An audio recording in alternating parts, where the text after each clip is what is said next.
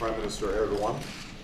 Başbakan Erdoğan'a en içten dileklerimle hoş geldiniz demek istiyorum. Ben burada kısa bir açıklama yapacağım. Bu Türkçe'ye çevrilecek ve hem Türk hem de Amerikan tarafından birer soru alınacak. Aynı şekilde Başbakan Erdoğan da bir açıklama yapacak. I'm glad that I personally and the American people have a chance to reciprocate the wonderful hospitality that was extended to me when I visited Turkey in April. Nisan ayında Türkiye'deyken bana göstermiş olduğunuz inanılmaz misafirperverliği kendi ülkemde size gösterebiliyor olmaktan son derece mutluyum. As I said when I had the great honor of addressing the Turkish Parliament in Ankara, I am strongly committed to creating the best possible relationship between Turkey and the United States. Türkiye'yi ziyaretim sırasında Türkiye Büyük Millet Meclisi'nde yapmış olduğum konuşmada da söylediğim gibi Türkiye ile Amerika Birleşik Devletleri arasında kurulabilecek ilişkilerin en iyisini kurma adına elimden gelen her şeyi yapmaya hazırım. Turkey is a NATO ally, which means that we are pledged to defend each other. Türkiye bir NATO müttefikidir. Yani ikimiz birbirimizi savunma taahhüdünde bulunmuş durumdayız. There are strong ties between our countries as a consequence of the Turkish-American community that has been established here. Ve Amerika Birleşik Devletleri'nde yerleşik Türk-Amerikan camiası sayesinde de çok güçlü ilişkilerimiz var. We have had the opportunity to work together during this recent financial crisis, given Turkey's role as a member of the G20. Türkiye'nin de G20 üyesi olması sıfatıyla son mali kriz döneminde de birlikte çalışma fırsatı bulduk. And given Turkey's history as a secular, democratic state that respects the rule of law, but is also a majority Muslim nation, it plays a critical role, I think, in helping to shape mutual understanding and stability and peace, not only in its neighborhood, but around the world. Türkiye'nin laik, demokratik, hukukun üstünlüğüne saygı duyan ve beraberinde çoğunluğu Müslüman bir ülke olması sadece bulunduğu bölgedeki barışın ve istikrarın değil, genel anlamıyla dünya barışına yapacağı etkinin de çok büyük olduğunu gösteriyor bize. During the course of our discussions here, we've had the opportunity to survey a wide range of issues that both the United States and Turkey are concerned about. Buradaki konuşmalarımız sırasında hem Amerika Birleşik Devletleri'nin hem Türkiye'nin önem verdiği pek çok konuyu ele alma fırsatı bulduk. I thank Prime Minister Erdogan and the Turkish people for their outstanding contributions to stabilizing Afghanistan. Ve Afganistan'a istikrarın getirilmesi konusunda gösterdikleri destekler nedeniyle gerek Türk halkına gerek Sayın Başbakan Erdoğan'a teşekkürlerimi ilettim. We discussed our joint role in helping Iraq achieve the kind of independence and prosperity that I think has been advanced as a consequence of the election law finally being passed over the weekend. Hafta sonu yapılan seçimlerden de sonra Irak'ta barışın ve güvenliğin sağlanması için yapılanlar konusunu da gündeme getirdik. We discussed issues of regional peace, and I indicated to the Prime Minister how important it is to resolve the issue of Iran's nuclear capacity in a way that allows Iran to pursue peaceful nuclear energy, but provides assurances that it will abide by international rules and norms, and I believe that Turkey can be an important player in trying to move Iran in that direction.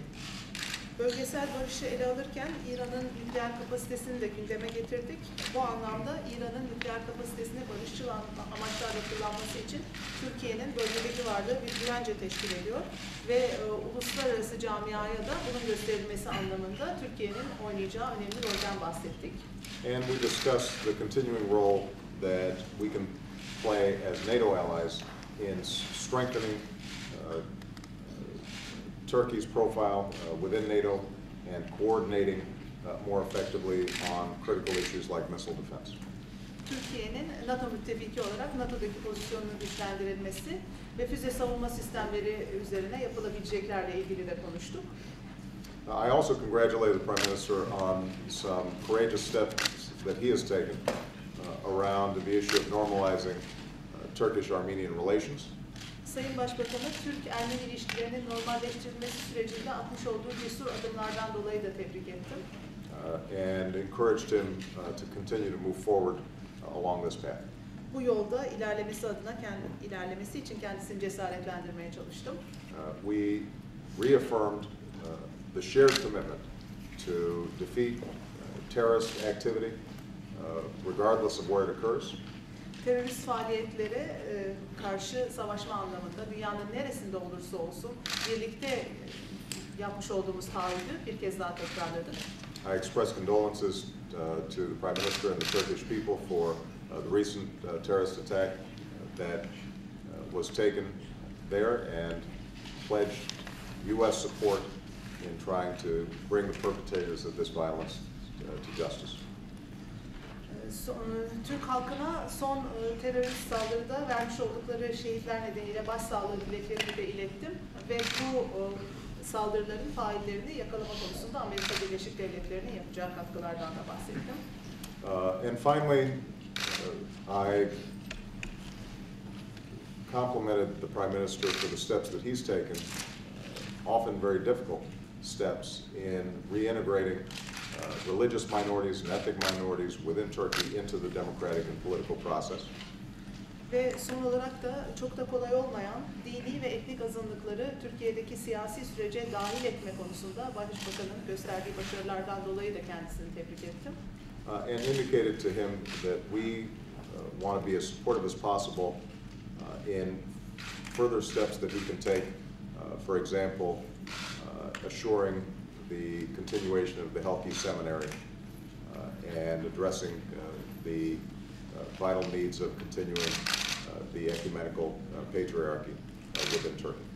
Ve Türkiye'de Heybeliada Ruhban Okulu'nun tekrar açılması yönündeki çabalar ve bu süreçte kendilerine vereceğimiz destekten de bahsettim.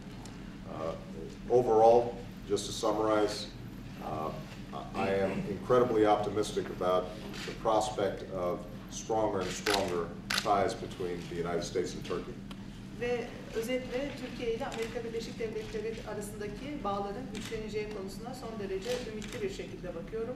That will be based not only on our NATO relationship, our military-to-military relationship, our strategic relationship, but also increasing economic ties. Bu sadece NATO bağlamında, askeri ilişkilerimiz bağlamında ya da stratejik ilişkiler bağlamında olmayacak, ekonomik ilişkilerin güçlendirilmesiyle de sağlanacak. And one of the concrete outcomes of this trip is to follow through on discussions that I had with both Prime Minister Erdogan and President Gül in Turkey to stand up a strategic working group around economic issues and improving commercial ties. That will be launched with the participation of Secretary of Commerce Locke and our U.S. Trade Representative Ambassador Ron Kirk, along with Turkish counterparts, and we think that there is enormous potential for us to grow trade and commercial ties between the two countries. Ve daha önce Sayın Erdoğan'la ve Sayın Cumhurbaşkanı Gül'le yaptığım temaslarda da dile getirdiğim gibi ekonomik konuları ele almak amacıyla stratejik bir grup kurulmasını amaçlıyoruz. Bu sürece Amerika Birleşik Devletleri Ticaret Bakanı Locke ve ticaret temsilcimiz Kirk de dahil olacak. Aynı şekilde Türk taraflarının da katkısıyla gelişecek. Amerika Birleşik Devletleri ile Türkiye arasında ticaret konusunda alınacak çok büyük yollar olduğuna inanıyorum. Turkey is a great country. It is growing in influence around the world, and I am pleased that America could call Turkey a friend, and I'm pleased that I'm able to call Prime Minister Erdogan personally a friend. I'm grateful for his trip here and look forward to many years of collaboration with him to serve both the prosperity of the American people and the Turkish people. Türkiye çok büyük bir ülke ve çevresindeki ülkeleri de etkileyebilen bir ülke. O nedenle Türkiye gibi bir ülkeye dostum demekten, Sayın Başbakan Erdoğan'a da arkadaşım demekten son derece mutluyum. Aramızdaki ilişkileri yıllarca başarılı bir şekilde devam edeceğini ümit ediyorum. Peki. Öncelikle ben de çok teşekkür ediyorum. Gerçekten geldiğimiz andan şu ana kadar gösterilen ev sahipliğine çok teşekkür ediyorum. Şahsıma ve heyetime karşı gösterilen misafirperverliğe teşekkür ediyorum. Thank you very much. I'm very grateful for the hospitality that both myself and my delegation have been shown since our arrival here, and I would like to once again express my thanks for that hospitality. Sayın Başkan'ın ilk ziyaretini ülkemize yapmış olması ve orada Türkiye-Amerika arasındaki dostluğu model ortaklık olarak tanımlamış olması gerçekten Türk siyasetinde ve gerekse bizler üzerinde farklı bir süreci işaret etmişti. The fact that the President visited Turkey on his first overseas trip and that he described and characterized Turkish-US relations as a model partnership has been very important for us politically and in the process that we all look forward to in the future as well. Artık model ortaklıkla ikili ilişkilerimizin içeriğinin nasıl doldurulacağı sürecinde de önemli adımlar atılmaya başlandı. And important steps are now being taken in order to continue to build on our bilateral relations so as to give greater meaning to the term model partnership. Tabii ki bunun ekonomik boyutu var. Bunun bilim, sanatta, teknolojide, askeri siyaset alanında birçok boyutu var. Of course, there are many sides to the development of this relationship, be it in the economic area, in the areas of science, art, technology, political areas, and military areas. Bu süreci bizim tarafımızdan da takip edecek iki arkadaşımızı bizler de tayin ettik. We have also appointed two people from our side to act as counterparts in order to liaise with their American counterparts to continue on this process. Başbakan Yardımcım Ali Babacan Bey ve ekonomiden sorumlu Devlet Bakanım Zafer Çağlayan Bey. Those two people are the Deputy Prime Minister, Mr. Ali Babacan, and the Minister of State responsible for economic affairs, Mr. Zafer Çağlayan on the Turkish side. Çok yakından bu süreci takip etmek üzere inanıyorum ki aramızdaki bu ikili ilişkileri geleceğe çok daha farklı bir şekilde taşıyacaklar. I do believe that this group is going to work to take the Turkish-American relations forward, not just in the economic area, but in all areas in general. Tabii bölgesel müşterek attığımız adımlar var. We of course take joint steps on regional issues. Orta Doğu çerçevesinde, Irak'ta, This is in the Middle East, in Iraq, İran nükleer programı çerçevesinde. with respect to the Iranian nuclear program. Afganistan'da müşterek çalışmalarımız sürüyor. We continue to have joint activity in Afghanistan. Ve Afganistan'da şu andaki süreçte işte 2 ay kadar önce oraya gönderdiğimiz ilave güçle 3. kez komutayı Türk Silahlı Kuvvetleri almış vaziyette. And the Turkish armed forces have taken over the command of the forces there for a third time with the additional support that we have sent to Afghanistan in the last couple of months. Eğitim çalışmalarına verebileceğimiz destekler TRT noktasında şu ana kadar attığımız adımlar, bundan sonra atacağımız adımlar. And there are steps that we have taken with respect to training activity and other activities in the context of provisional reconstruction. Bunları görüşme fırsatımız oldu. We've had an opportunity to continue discussing those issues during our visit here. Tabii bir diğer önemli adım özellikle enerji konusu. Another important area of course is energy. Enerjide Türkiye tabii transit bir ülke. Turkey is a transit country for energy issues. Ve Nabucco biliyorsunuz anlaşması imzalandı ve ciddi adımları şu anda atmaya hazırız. And the agreement has been signed for Nabucco, and we are ready to take some important steps with respect to Nabucco. Azerbaycan'la görüşmelerimiz devam ediyor. We continue to talk with Azerbaijan.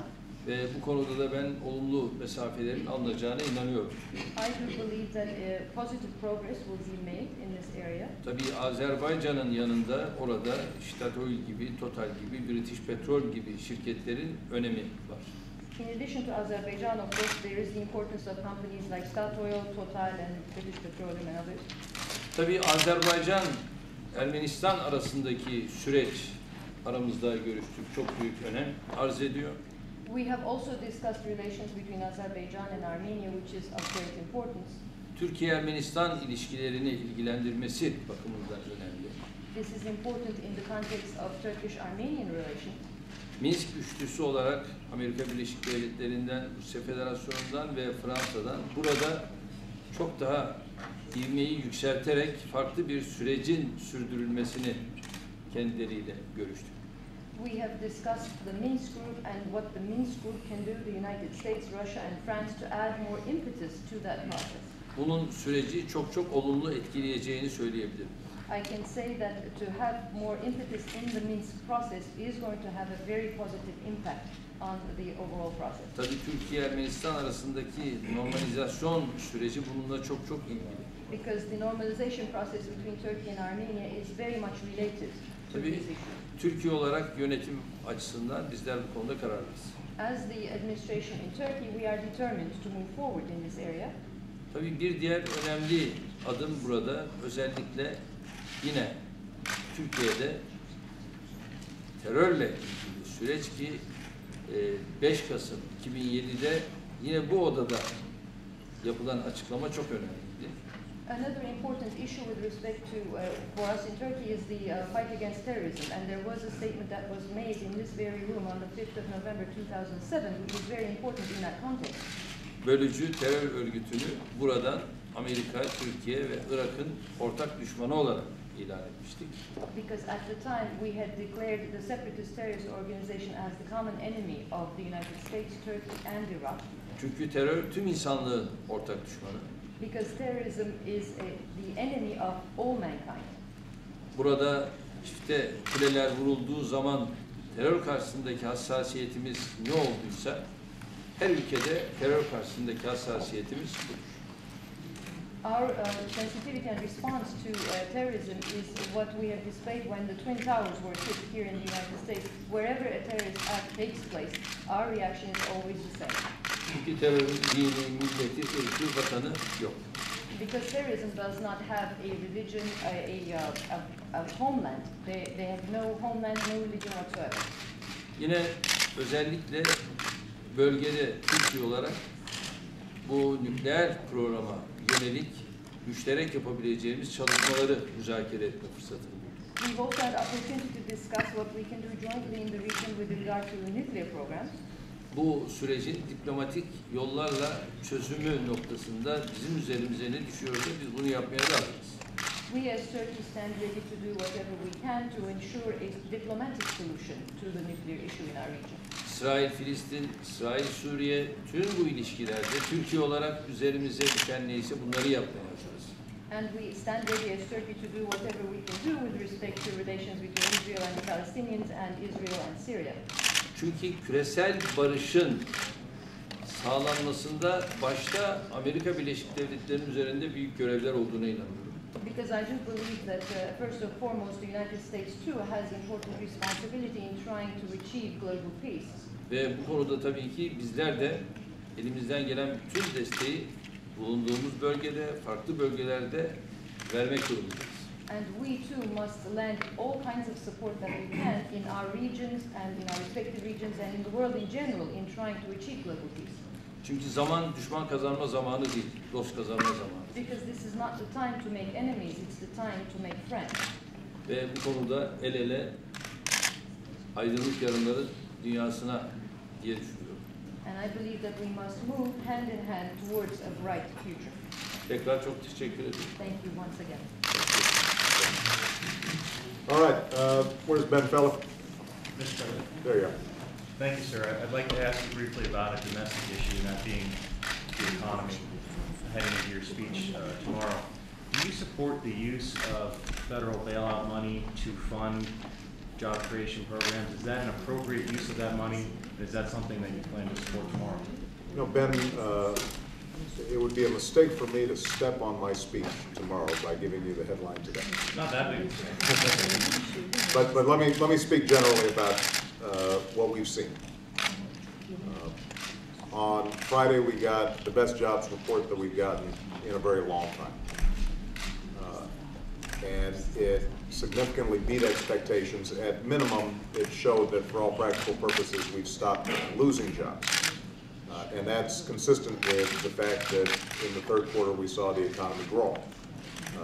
My first job when I came into office was to make sure that we got the financial crisis under control and that we tried to limit the devastating effects that it was having on the real economy. We have had a very tough year, and we've lost millions of jobs, but at least now we are moving in the right direction. What my speech tomorrow will focus on is the fact that having gotten the financial crisis under control, having finally moved into positive territory when it comes to economic growth, our biggest challenge now is making sure that job growth matches up with economic growth. And what we've seen is that companies shed jobs very quickly, partly induced by the panic of what was happening on Wall Street. And they are still tentative about hiring back all those people who were laid off. Also, what we're seeing is some long-term trends where companies are becoming so efficient in terms of productivity that they may feel that they can produce the same amount of goods or services without as many employees. So those present some particular challenges given the fact that we lost over 3 million jobs just in the first quarter of this year before any of the steps we took had a chance to take effect. With respect to TARP specifically, I think you saw stories today and you've seen stories over the last several weeks that TARP has turned out to be much cheaper than we had expected, although not cheap. It means that some of that money can be devoted to deficit reduction, and the question is, are there selective approaches that are consistent with the original goals of TARP? For example, making sure that small businesses are still getting lending that would be appropriate in accelerating job growth.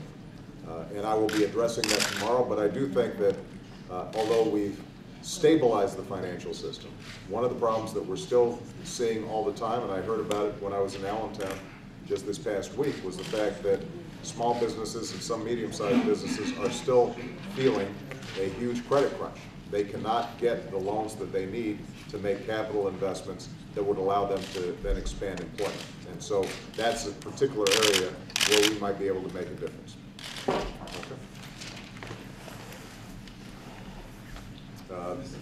Do we have, are you, is there somebody from the Turkish delegation that wants to call on a Turkish reporter? Is that, yes.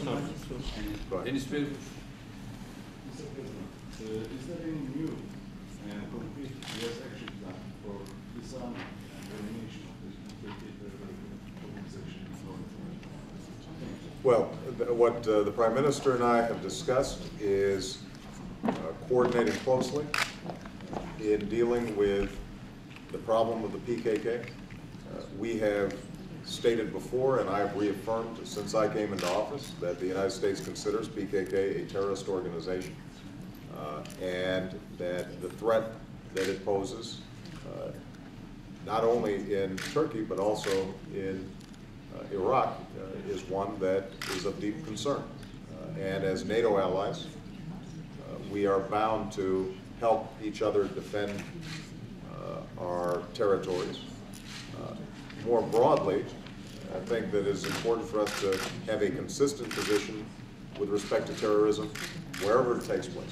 So we've discussed how we can coordinate militarily.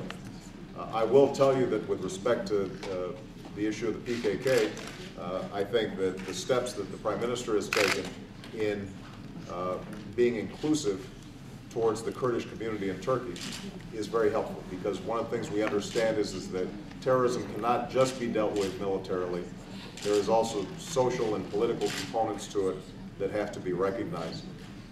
With respect to Iraq, I think the degree to which the Kurdish population within Iraq feels effectively represented within the central government in Baghdad, to the extent that we can resolve some long-term pressing issues like Kirkuk, the more I think that Kurds will recognize that their interests are not in supporting any kind of military activity, but rather in working through conflicts politically in a way that allows everybody to be prosperous. And that's the kind of process that we would encourage. Okay? Thank you, everyone. Thank you very much, everybody. For having us.